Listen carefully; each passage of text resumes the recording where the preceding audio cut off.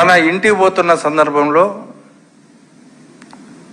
ఒక పోలీస్ వెహికల్లో వచ్చి, ఇన్నోవా వెహికల్లో అంతా సివిల్ దుస్తుల్లో దిగినారు. రౌడీలా పాడాడు.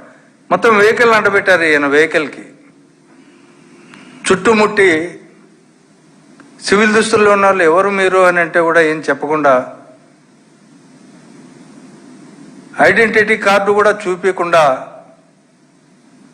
అతన్ని దించి అదుపులోకి తీసుకుని శ్రీహరిని, ఫలానా పోలీసు వాళ్ళం మేము, ఫలానా దీంట్లో నీకు దర్యాప్తు కోసం వచ్చాము, మీరు దర్యాప్తుకు సహకరించండి అని చెప్పలే. ముందు జీప్ ఎక్కువ, ఆయనకు ఏదైనా క్రిమినల్ ట్రాక్ రికార్డు ఉండి టెర్రరిస్ట్ అయ్యి, ఉగ్రవాది అయ్యి, లేకపోతే సంఘ వ్యతిరేక శక్తిగా మారి